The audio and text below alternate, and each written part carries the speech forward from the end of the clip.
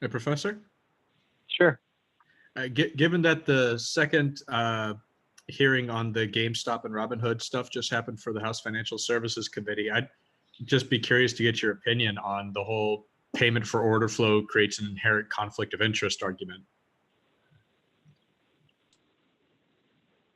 So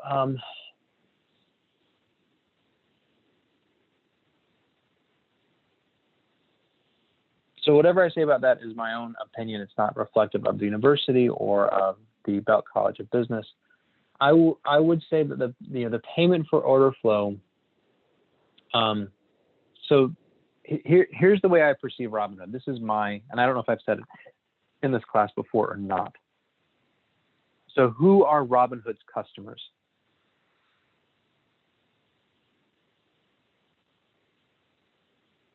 Does anyone want to tell me who they think Robinhood? There's no right answer. Who are Robinhood's customers? Retail investors. Anyone else have a different view? Institutional investors, young retail investors, market makers. They sell the ones that they sell the order flow to. I would go with the market makers, the ones that they sell their order flow to, and also don't forget the institutional investors who borrow the shares from Robinhood to sell them short. It's one of the agreements of Robinhood. The retail investors that use Robinhood's platform, I would say, are Robinhood's users. And also Robinhood's suppliers of inventory. And if you think about their business model from that perspective, the value that they're giving to their suppliers is that they get to trade commission-free. Now, notice I said commission-free. I did not say they get to trade free. Robinhood's revenue is being generated by lending out shares and payment for order flow. I think that they have been doing more in terms of the options, generating revenue from options transactions. But I think that's gotten them into trouble because I don't think that they are as experienced with options trading and market making as other big investors, so they're not going to be as efficient. And if you look at it from that perspective and that lens, then it's kind of like, well, okay, I understand how the retail investors were upset, but that's part of the deal that they make by going to Robinhood because Robinhood allows them to use their platform and trade commission-free. And that's part of the deal. The fact that it wasn't made more clear is a huge problem for Robinhood as their brand. And that, I mean, watching this whole thing happen is in my mind, more of a lesson about brand management than it is about, they had problems with their actual execution of their business model as well, but I perceive it more as also a problem with brand management. What's the guy's, the founder's name? I can see his face. But he did not really do him any favors, nor did the guy from Cerberus. They all kind of, everyone came out looking bad, and that kind of gives you a sense for how there are issues, but that Citadel, thank you, Citadel. There are opportunities for improving the market mechanism and improving the business model, but when I watch hearings, especially if it's a House committee hearing, I usually tend to just chalk it up to over politicization, trying to get people on the record, trying to essentially do things to rile up their base, and that's not an attack on one specific party. I see that as politicians, it's what they do. So the hearing itself, I don't think is going to have anything like groundbreaking come out as a result, but I think that there will be a move at FINRA to perhaps have more transparency around short interest. We have the technology to know more frequently than semi-monthly how much short interest is in the market, and perhaps regulation SHO, which is the regulation that the SEC has that puts into place safeguards if there's so much short interest on a stock. Perhaps that can be modified to prevent so much short interest to be prevailing for a single stock. On that point, there's also that, I think someone asked a question before, how can there be more short interest than there are actual shares? And I don't think I properly addressed it, so I'll take a stab too, even though no one asked. Think about what happens when a short sale occurs.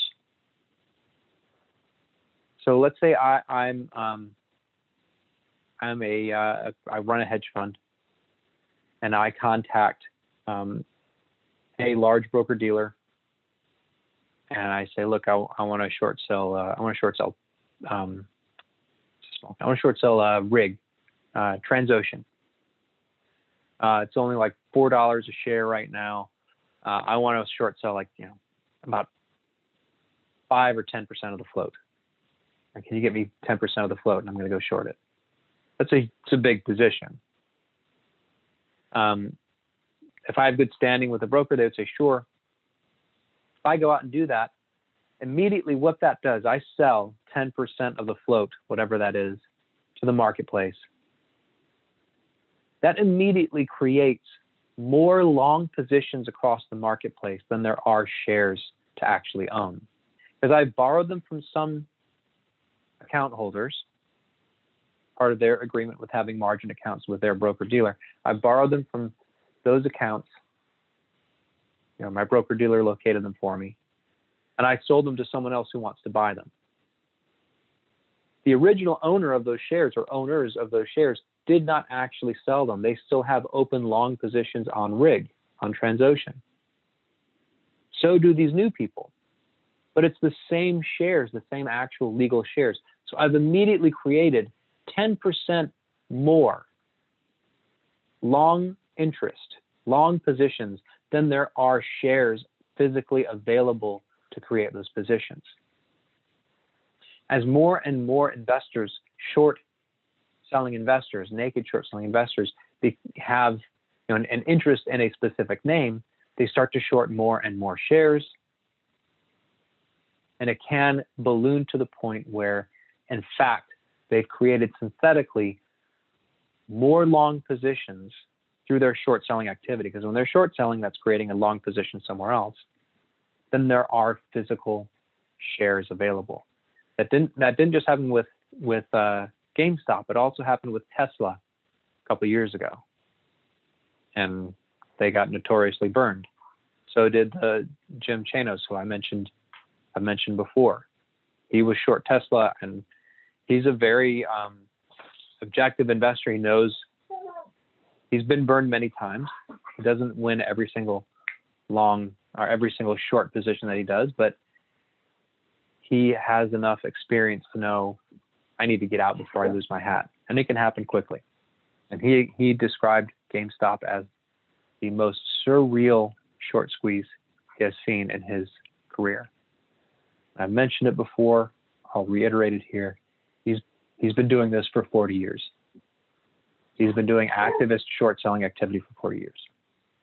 Hang on a minute. I've got my dog in the room, and she's being a little bit rambunctious.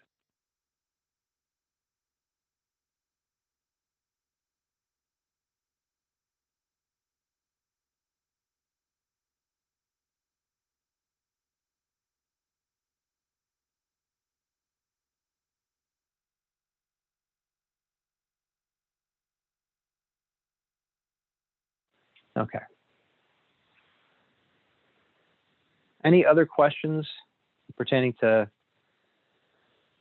Robinhood, GameStop, anything beyond that pertaining to market dynamics, or anything really? Do I think rates will continue to rise? My crystal ball is just as fuzzy and foggy as everyone else's.